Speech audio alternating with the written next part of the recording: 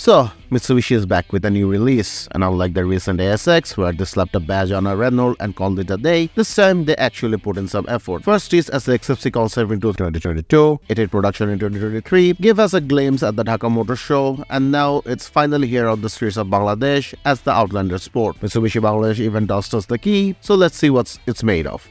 Compared to the concept, the car is largely as it was, with one major exception. The concept had LED DRLs here. Instead of that, they put in the fog lamps underneath in a small little cubby hole. Beside that, it got this new LED headlamps that kind of looks like a Y on a side or a very deformed Mitsubishi diamond. At bottom of which are this brushed aluminum-like panel that adds a nice contrast. The grille also is much more sharper, but unlike the dynamic wedge we are all used to, it's much more flatter and more carved. Same is true with the hood.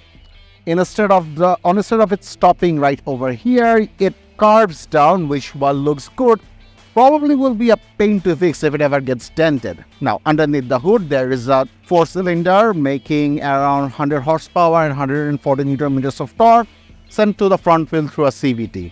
Moving to the side, we get 18-inch alloy wheels, very typical of Mitsubishi, with the very Mitsubishi design. Carb guard all over the side with this interesting diamond pattern, and not much else. Now, as we move to the back, we get the same Y on the side tail lamps, parking sensors, one wiper, third tail lamp, and this, if I can find the switch, automatic tailgate, which is a nice touch.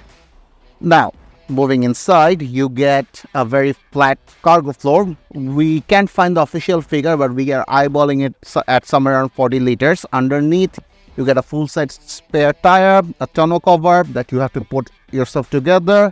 And behind this panel, you get the tire changing kit and everything else. Overall, there is a couple of hangers to store your grocery, there's a light, and overall, it's a very nice cargo space. Let's move inside.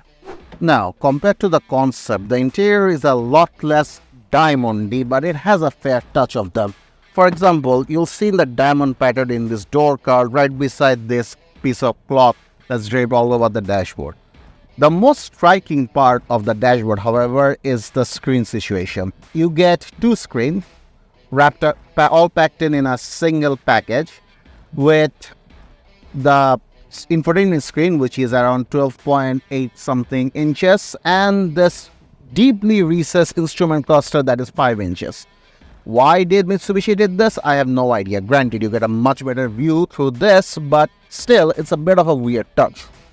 Beside that, you get the climate vents, the automatic climate control with built-in air scrubber, wireless charger, 2 USB ports, automatic parking brake, auto hold, drive mode, start-stop, cup holders, and a center console that has a built-in air vent that lets you cool anything inside. At the top, there is no sunroof, which is a bit weird in the price point.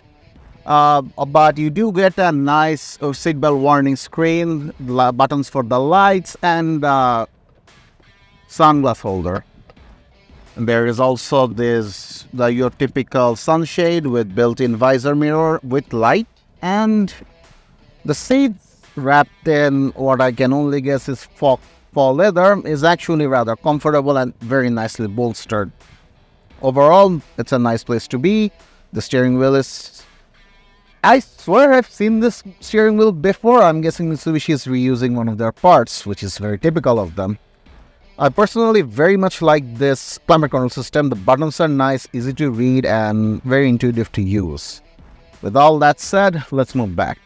As typical with all cars, the rear is a lot more Spartan than the front seats, but for what it is, it's very well equipped. You get a cabin light all of your own AC vents, 2 USB chargers, some real nice pocket for you to store your phone, which is actually really useful if you're charging off the given ports, and one of the most unique cup holder situation I've seen. You pull this latch and then the entire third row drops down and you get your cup holder, which is a very innovative way of dealing with it. Now, The headroom is excellent. I'm almost 6 feet and you can see I still have plenty of room up here. And so is the legroom. This is where I would normally have the seat if I'm driving it, and as you can see I still have enough legroom in front of me. Overall, this is a very comfortable place to be, and you would notice that all of the pillars have SRS airbag. This car has 6 airbags as well as a suite of active sensors like parking sensor, blind spot monitor and everything. Overall, that makes it a pretty safe car to be in. With all that said, time to drive the car. Now, driving the Outlander Sport. Considering this is a family crossover with around 100 horsepower, we ditched a 0 to 100 test and took it for a more practical spin in Dhaka traffic. The driving experience, completely uneventful in the best possible way. The raised driving position gives you a commanding view of the road. The steering is light with a surprisingly tight turning radius, and the throttle response is as smooth as you want, whether you're pushing it or cruising it. The suspension leans on the stiff side, which means less body roll, but a little more bumpy ride when you're driving over potholes. The sound insulation is top-notch, a big plus when you're driving in traffic, and the AC's fancy Panasonic air scrubber does quality job. The blind spot monitor flashes a lot in Dhaka traffic, but thankfully the rest of the safety tech is more restrained and less intrusive than earlier model. On the downside, the steering wheel controls are a bit of a mess. Buttons on one side, toggles on the other. It's a chunky affair that's not user-friendly, but all around, it's clear Mitsubishi put in some proper work this time. To sum it up, if you're looking for a Japanese branded crossover for around 50 lakh, you don't want to deal with a hybrid or an EV, want the latest tech and don't really care about power since you're going to be driving around most of the time, this is a perfect option for you. It looks good, it has the tech, and the seats are reasonably comfortable. So if that's what you're looking for, give this a go. That's all for today. We'll see you in the next video.